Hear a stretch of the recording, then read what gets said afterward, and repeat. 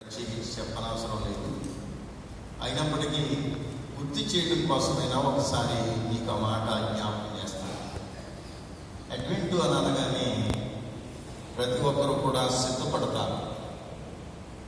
ఏం సిద్ధపడు అని అంటే, క్రిస్మస్ కాలం వచ్చింది, దేవుని రక్షణ ప్రణాళిక ఆరంభమైంది అని ప్రతి ఒక్కరూ కూడా గుర్తుంచుకుని ఇంట్లో డెకరేషను, అలాగే ఒంటికి డెకరేషను, ఆలయానికి మొత్తం అన్ని డెకరేట్ చేసుకుంటూ ఉంటాం. ఈ సిద్ధపాటుల గురించి మనం ఒకసారి ఆలోచన చేస్తే, దేవుని వాక్యానికి మన సిద్ధపాటుకి ఏమైనా సంబంధం ఉందా, లేకపోతే ఇది కేవలం భ్రమ పెట్టేదేనా అని ఒకసారి కనుక మనం ప్రశ్నించుకున్నట్లయితే, దేవుని వాక్యాన్ని బట్టి ఆది కాలంలో అనాది కాల సంకల్ప ప్రకారము దేవుని వాక్యము సమస్త సృష్టికి ప్రకటించడం కొరకు దేవుడు ఏర్పాటు చేసుకున్న సేవకులను ఆయా సమయాలలో, ఆయా స్థలాలలో దేవుడు నిర్ణయించిన నిర్ణయ ప్రకారంగా ఆయన పరిచర్య ఆరంభమైంది. ఆది సంఘములో ప్రతిదానికి ఒక్కొక్క పేరు పెట్టారు. కాలానికి, సమయాలకు, సందర్భాన్ని బట్టి ఒక పేరు పెట్టారు. ఈ కాలానికి పేరు పెట్టింది ఏంటి అని అంటే అడ్వెంట్. అడ్వెంట్ అనే మాటకి భావం ఏంటి అని అంటే ఆగమనం, దేవుని ఆగమనం, లేకపోతే ప్రభుని ఆగమనం, లేకపోతే మెస్సయ్య ఆగమనం, ఆయన రాకడ అని భావం. అయితే ఆయన రాకడను గురించిన భావము అని మనం ఎప్పుడైతే అనుకుంటున్నామో, అనుకోగానే ఏవో మన ఆలోచన మేర, మనకి దేవుడిచ్చిన జ్ఞానం మేర, మనకి ఉన్న విశ్వాసాన్ని బట్టి లేకపోతే భక్తిని బట్టి మనము ఒక్కొక్కటి మన ఇష్ట ప్రకారం, మన టేస్ట్ని బట్టి మనం ఏర్పాటు చేసుకుంటాం. ఈ టేస్ట్లన్నిటిల్లో చాలా ప్రధానమైంది, చాలా ప్రాముఖ్యమైంది మనం చేసేది ఏంటి అని అంటే, ఈ గుంటూరు సెనేట్స్లో మన మూడు సెనేట్స్లో ఒక మంచి అలవాటు. కరెక్ట్గా నవంబర్ నెల 25వ తారీఖు రాగానే అందరికీ పండుగ. నేను 2010వ సంవత్సరంలో మరలా గుంటూరు జిల్లాలోనే జాయిన్ అయ్యాను. ఈస్ట్ గోదావరి నుంచి తిరిగి మరలా గుంటూరు జిల్లాలోనే సెంట్రల్ గుంటూరులో జాయిన్ అయ్యాను కదా. ఆ టైంలో పేజెంట్ల నారాకోడూరు ప్యారిస్లో ఒక గ్రామం, మీకు తెలుసు. పేజెంట్ల సంఘ పెద్దలందరూ చాలామంది యూత్ వాళ్ళు వచ్చి, అయ్యగారు 25వ తారీఖు వస్తుంది మనకి, ఆ రోజు స్టార్ పెట్టాలి కాబట్టి మీరు 5 గంటలకల్లా వచ్చేసేయండి అని అడిగారు. సరే నాయన వస్తాను. కరెక్ట్గా నేను వెళ్ళేసరికి ఆలయం ముందు మామూలుగా గోతాలు నిండా 4-5 గోతాలు కొబ్బరికాయలు ఉన్నాయి. ఇవేంటి అని అన్నాను. 100 మొక్కుబడి అని అన్నాను. ఏంటి అది అని అంటే, స్టార్ ఎక్కినప్పుడు 100 కొబ్బరికాయలు కొట్టాలని ఇదిగో బాబు చింతాపత్తిని బాబు మొక్కుబడి చేసుకున్నాడండి. ఇప్పుడు స్టార్ ఎక్కడం చాలా బాగుంది, కానీ కొబ్బరికాయలు కొట్టడం ఎందుకయ్యా అని అడిగాను. పక్కనే ట్రైనింగ్ అయ్యి పరిచర్యలు ఇంకా అటు ఇటు ఒక అడుగు ఒక ఇటు ఇటు వేస్తున్న ఒక అబ్బాయి ఉన్నాడు పక్కన. అబ్బాయి అంటాడు నన్ను పక్కన తీసి, అడిగాను కొట్టండి, నీకేమైంది? మన భక్తికి ఏమన్నా కొబ్బరికాయలు కొట్టడం వల్ల తప్పు ఏమైనా ఉంటుందంటారా వెలువరే అని అడిగాడు. ఎక్కడ చదువుకున్నాను అనుకుంటున్నాను. రామాయపట్నంలాగే ఉంటుంది. రామాయపట్నంలో చదువుకుంటే రామాయపట్నంలాగే ఉంటుందిరా అని అంటే, అదేంటి అంటే వాళ్ళకి తెలియదు, నీకు తెలుసా అని అడిగాడు. అంటే మీరు చెప్పాలంటే నాకు తెలీదు అంటే, స్టార్ ఎత్తితే కొబ్బరికాయలు కొట్టాలన్నమాట. దుస్థితి మన సంఘంలో ఒక పక్కనే ఆచారం, ఒక పక్కనేమో అన్యజనుల ఆచారం, ఒక పక్కనేమో క్రైస్తవ సిద్ధాంతము అని బోర్డు లోకానికి. కానీ మనం ఆచరించే ఆచరణలో హైందవ సాంప్రదాయం. ప్రభునందు ప్రియా దేవుని బిడ్డలారా, ఇదేనా సంఘం నేర్చుకున్న ఆగమనం? ఇదేనా మన సంఘానికి కాపరిగా, తండ్రిగా నా బాధ్యతను నేను నిర్వర్తించడానికి చేసిన కృషి ఇదేనంటారా? అదే. పక్కన ఇంకో ఊరు ఉంది సొంతపల్లి. అక్కడికి వెళ్తే ప్రతి ఆదివారం ఇన్ని కొబ్బరి ముక్కలు పంచి పెడుతున్నారు. ఎక్కడికి రండి అంటే ఆటో కుర్రోళ్ళు మన చర్చి దగ్గరికి వచ్చి కొబ్బరికాయ కొట్టుకుని వెళ్తారండి అయ్యారు ప్రతి ఆదివారం. అది పలహారంగా పంచి పెడతారు. విగ్రహారాధన చేసిన తరువాత విగ్రహాన్వితమైన వస్తువు ఏదైనా మనం తినడానికి మంచిదేనంటారా అని అడిగితే విగ్రహం ఏముంది అక్కడ? యేసుప్రభు పేరుని. కాబట్టి యేసుప్రభుని గనక మనము ఈ గుంటూరు జిల్లాలో ఎక్కడైనా ఈ 3 సినెట్స్ లో ఎక్కడైనా గనక మనము స్థాపించగలిగితే క్యాథలిక్ చర్చ్ లాగా అసలు ఆదాయం మాత్రం అద్భుతంగా ఉంటుంది. నేను నెక్స్ట్ చెప్పాలనుకున్న మాట ఏంటంటే, నాయకులుగా ఉన్న వాళ్ళందరికీ కూడా ఆలయాలు కట్టడం మానేద్దామా? యేసుప్రభు విగ్రహాలు ఎన్ని అడుగులు ఎత్తుంటే అంత మంచిదని అనుకుంటే అంత పెద్ద విగ్రహాన్ని కట్టుకొచ్చి సెంటర్లో పెడితే కనుక మన ఖాళీ స్థలాలు మన గోల్డ్ ఉన్నాయి కనుక ఒక్కొక్క స్థలంలో ఒక్కొక్క విగ్రహాన్ని పెట్టి పెద్ద ఢిల్లీ ఒకటి పెట్టుకుంటే కనుక ఇక పాస్టర్ గారితో పనిలే. లీడర్స్ గా మీరు 10 మంది కూర్చుంటే వారానికి ఒకసారి వచ్చి నేను కౌంట్ చేసుకుని మీరు కావాల్సిన మీరు తీసుకుని మిగతా పట్టుకెళ్ళి చర్చ ఆఫీస్కి ఇచ్చేయండి రా, ఎందుకు బాగా లేకుండా ఉంటుందని చెబుతాం అనుకుంటా. కాదంటారా? బాగోదా? స్నేహితులరా, ప్రభు పేరట మరొకసారి నేను మీకు జ్ఞాపకం చేస్తున్న మాట ఏంటంటే, దేవుని వాక్యం ద్వారా దేవుడు అనుక్షణము మన వాక్యాన్ని చదివినప్పుడల్లా నిద్రపోతున్న మన మనస్సుని, నిద్రపోతున్న మన హృదయాన్ని మేల్కొలుపుతున్నాడు. ఏమని మాట్లాడుతున్నాడు వాక్యము ద్వారా? పాత నిబంధన గ్రంథంలో భక్తుడైన ఇర్మియా ద్వారా మాట్లాడిన మాట మనం ఒకసారి జ్ఞాపకం చేసుకుంటే, ఇశ్రాయేలు ప్రజలు సంఘము లేదా వాళ్ళ యొక్క దీనస్థితి మనం ఒకసారి జ్ఞాపకం చేసుకోవాలి. ఈ సందర్భం వాళ్ళ బ్రతుకు ఎందుకు పనికిరాని స్థితికి దిగజారిపోయినప్పుడు దేవుని ఆదరణ మాట ఏంటంటే చాలా అద్భుతమైన మాట మాట్లాడుతున్నారు. ప్రియులారా, మనం ఇక్కడ జ్ఞాపకం చేసుకోవాల్సింది, ప్రభు జ్ఞాపకం చేస్తుంది ఏంటి అని అడిగితే, నువ్వు దీన స్థితిలో ఉన్నప్పుడు నిన్ను మేల్కొలుపుతూ, అబ్బాయి నిన్ను పిలిచిన వాడు నేనే, నిన్ను ఇక్కడికి తెచ్చుకున్నవాడు కూడా నేనే, కానీ నువ్వు నా మాట వింటలేదు, ఒక్కసారి నీకు గుర్తు చేద్దామని అని దేవుని వాక్యము ద్వారా మనల్ని మేల్కొల్పుతున్నా. ప్రభునందు ప్రియ దేవుని బిడ్డలారా, ఈ మేల్కొల్పు మనం ఎలా తీసుకుంటున్నామంటే చాలా చులకనగా తీసుకుంటున్నాం. దేవునికి ఏదో చేతకాకేదో చేస్తున్నాడు అన్న లెక్కలోనే ఉన్నాం తప్ప భక్తితో మాత్రం మనం ఎప్పుడు తీసుకోలేదు. భక్తితో తీసుకుంటే లోక సంబంధమైన ఈ ఆచారాలు మనకు అడ్డుతాం. మన విశ్వాస జీవితానికి ఈ లోకంలో ఉండే ఆచారాలు అడ్డు రాకుండా ఉండాలి అని అంటే భక్తితో మాత్రమే మనం ప్రతి వాక్యాన్ని చదవాలి, ప్రతి వాక్యాన్ని మనము ధ్యానించాలి. అందుగురించి ఇర్మియా ప్రవక్త దీనస్థితిలో ఉన్న ఇశ్రాయేలు రాజ్యాన్ని గురించి 2 మాటలు మనకి మాట్లాడుతున్నాడు. ప్రవక్త అయిన ఇర్మియా కాలము చాలా భయంకరమైన కాలం. ఇర్మియాని చాలా హింస పెట్టారు దేవుని సేవకుడుగా.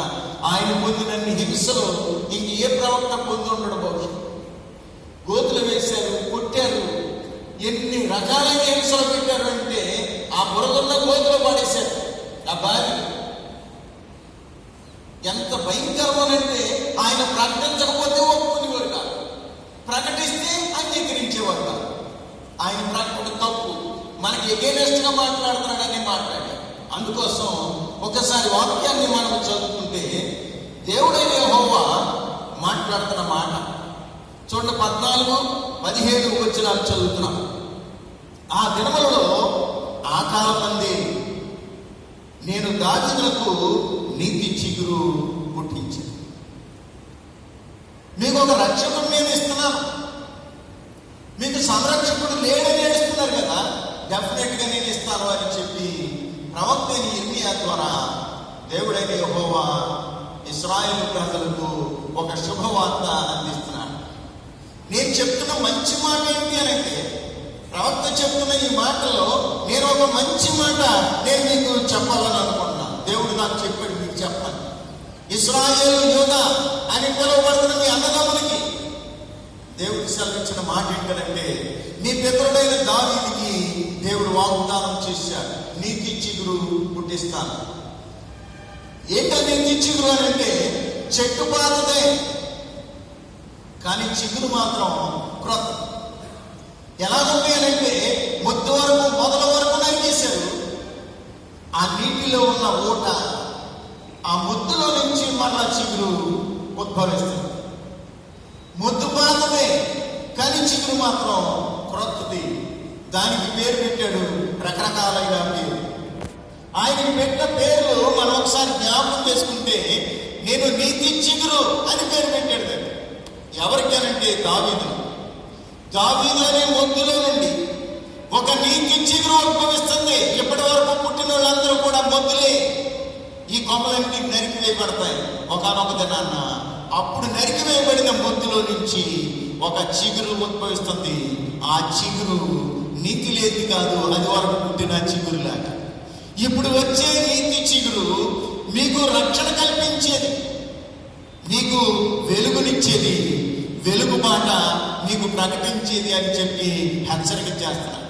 ఇదే మాట భక్తుడైన పౌలు గారు కొలస్సే అనే సంఘానికి వ్రాస్తూ ఆయన కూడా ఇదే మాట మనకి జ్ఞాపకం చేస్తున్నారు. ఒకసారి కొలస్సీలకు రాసిన పత్రికలో అపోస్తలుడైన పౌలు గారి యొక్క భావన మనం ఒకసారి ఆలోచన చేసినట్లయితే, మొదటి అధ్యాయం 12వ వచనం నుంచి మనం చదువుతున్నప్పుడు ఆయన చాలా సంగతులు మనకి జ్ఞాపకం చేస్తున్నాడు.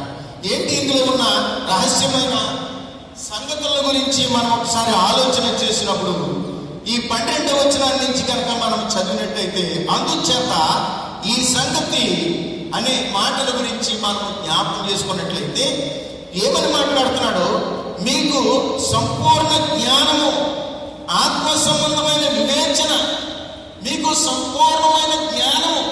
ఏ జ్ఞానం ఇది అని అంటే, స్టార్ ఎక్కుతున్నాం కనుక 100 కొబ్బరికాయ కొట్టడం కాదురా. స్టార్ ఎక్కుతున్నాం కనుక విగ్రహారాధన కాదురా ఇది. ఈ నక్షత్రము దేనికి గుర్తు అని అంటే, మన రక్షకునికి గుర్తు. నక్షత్ర శాస్త్రాన్ని మీరు చదివితే ఆ శాస్త్రంలో ఏమని రాసింది అంటే, ఈ లోకానికి ఒక రక్షకుడు పుట్టాడు. తూర్పు దేశపు జ్ఞానులు వాళ్ళకి ఎవరో దోకొచ్చి చెప్పలేదు.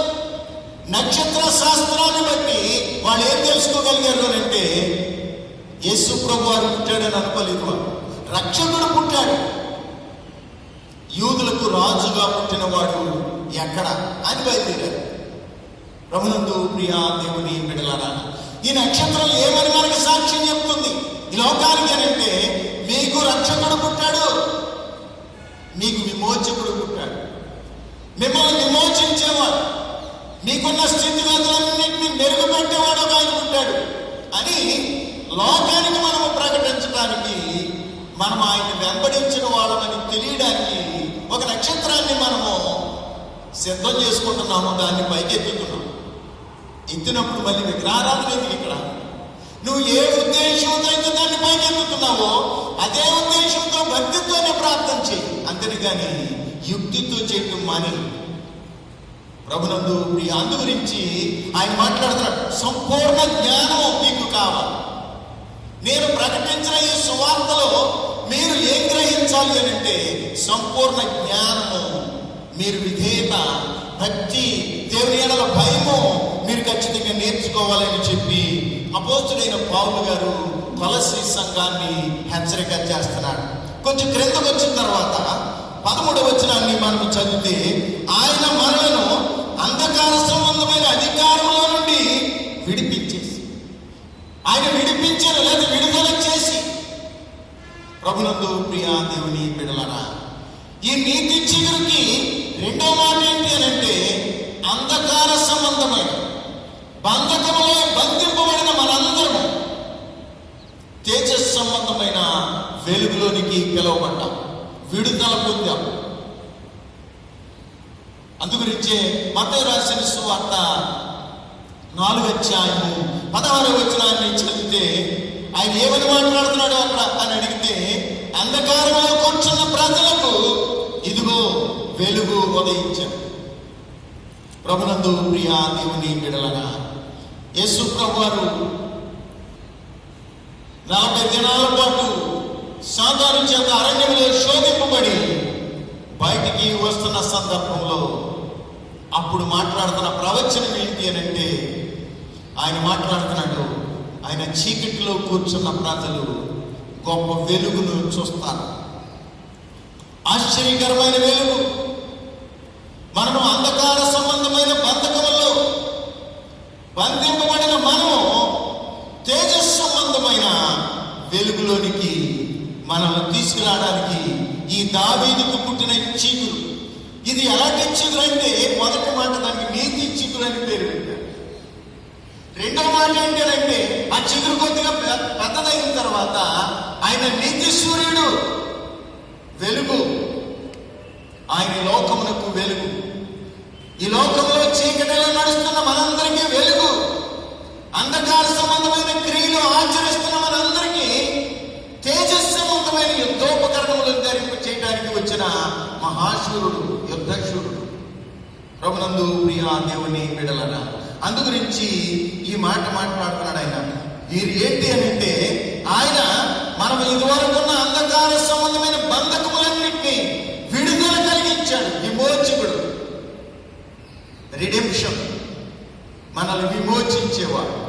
1 నీతి చీకురు, 2 వెలుగు, 3 విమోచకుడు, రిడెంప్షన్. అందు గురించి దావీదుకు పుట్టే చీకురు.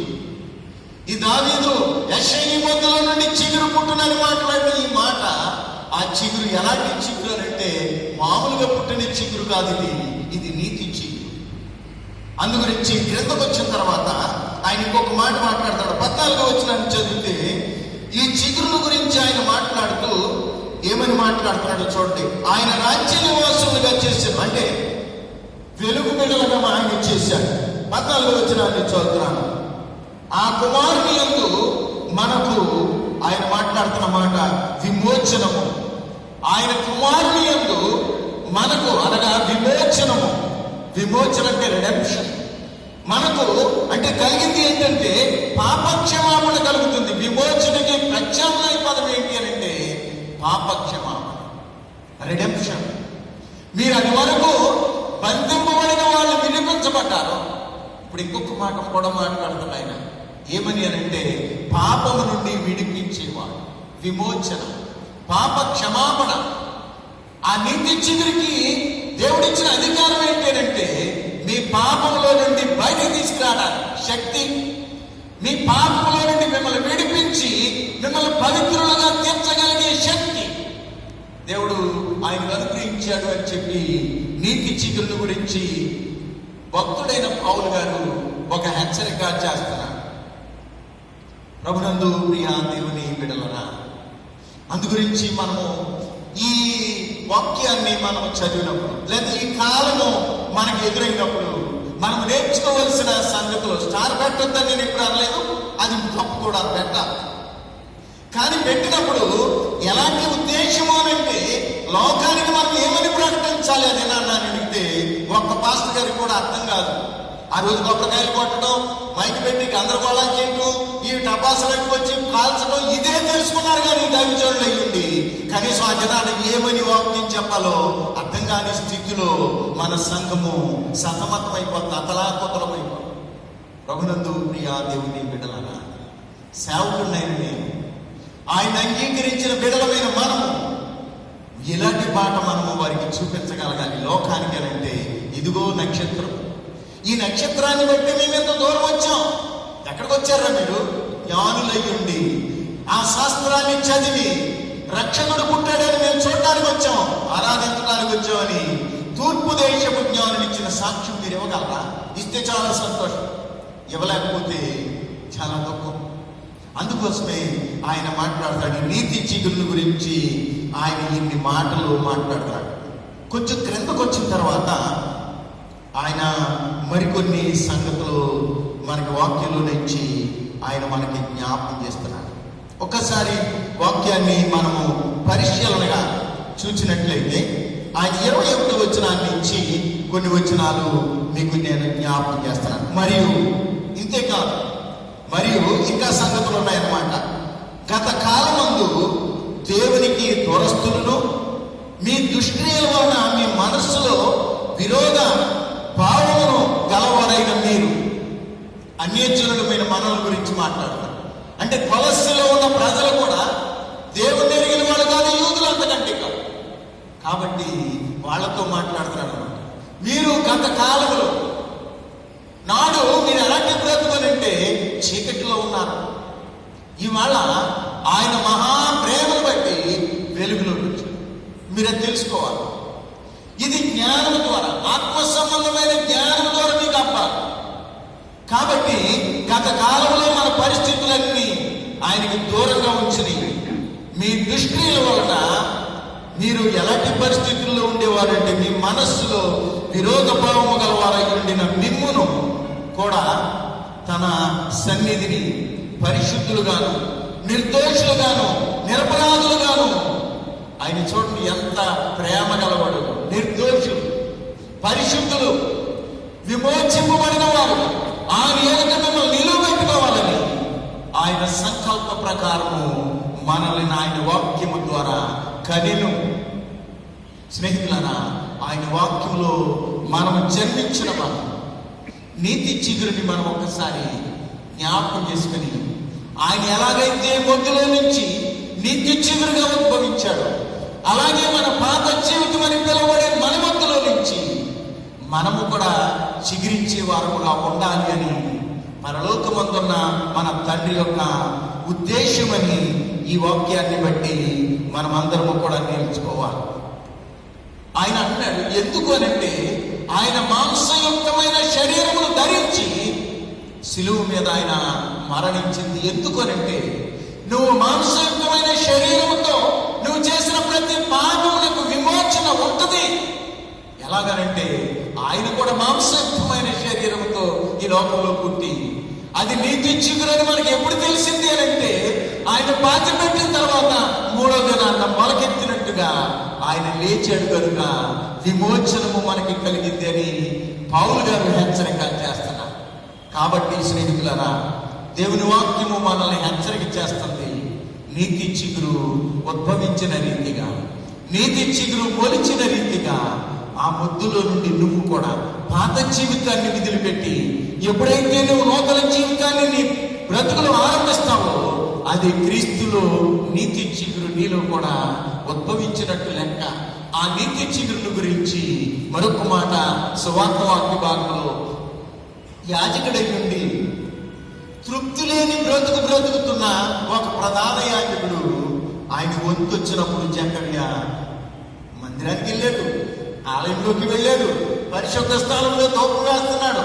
కానీ అన్ని భక్తితోనే చేస్తున్నాడు, కానీ హృదయానికి మాత్రం ఏ విధమైన స్పందన లేదు.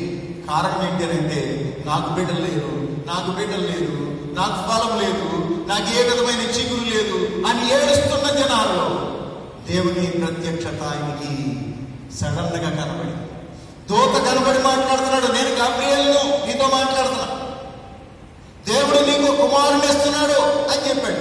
ఇదేంటండి, ముసలోడిని అయిపోయిన తర్వాత నాకు కొడుకుని ఇస్తానని మాట్లాడుతున్నారు ఏంటండి? అది నీకు అసాధ్యమే కానీ దేవునికి సమస్తము సాధ్యము అని నువ్వు నమ్మడానికి. మనుషులకి అసాధ్యమేది, పరలోకమందున్న నీ తండ్రికి సమస్తము సాధ్యమని నువ్వు నమ్మడానికి నీకు ఒక కుమారుని అనుగ్రహిస్తున్నాడు. అలా ఎలాంటి వాడు తెలుసా? ఆయన తండ్రుల హృదయాన్ని కుమారుల తట్టును, బిడ్డల హృదయాన్ని తండ్రుల తట్టును త్రెప్పగలిగిన శక్తిమంతుడు. ఏలియాకున్న ఆత్మ అతని మీదకి వస్తుంది. అలాంటి శక్తివంతుడైన ఒక కుమారుని దేవుడు నీకు అనుగ్రహిస్తున్నాడు. ఇదిగో నీకు ముందుగా ఒక దూతను పంపిస్తున్నాను, మార్గమును సరళం చేయడానికి. ఈయనే ఆ మార్గమును సరళం చేసేవాడు. వింటావా? ఆయన చీకటిలో ఉన్న వారికి వెలుగునిచ్చేవాడు, రక్షణ లేని వారికి రక్షణ ప్రకటించడానికి నువ్వు అనుగ్రహించనున్న రక్షకుడు అని చెప్పి హెచ్చరిక చేసినప్పుడు జకర్య ఆశ్చర్యపడిపోయాడు. కాబట్టి ప్రభునందు ప్రియా దేవుని బిడ్డలారా, మనం ఏ స్థితిలో ఉన్నా ఆయన ఆగమనం, ఆయన ప్రత్యక్షత మనకి ప్రసాదించబడినప్పుడు మనకి వెలుగొచ్చింది, మనకి విమోచన వచ్చింది, మనకి రక్షణ వచ్చింది. ఆయన సన్నిధిలో నిలబడే ధన్యత, పరిశుద్ధులుగా తీర్చబడే ధన్యత దేవుడు మనకు అనుగ్రహించాడు అని సంతృప్తి, సంతోషము కలిగి జీవించడానికి పరిశుద్ధాత్మ దేవుడు నిత్యము మీ అందరికీ తోడయుండి సంరక్షించి కాపాడుగాక. ఆమేన్. సమస్త జ్ఞానములకు మించిన దేవుని సమాధానం యేసుక్రీస్తు వల్ల మీ హృదయములకు, మీ తలంపులకు కావలియుగాక.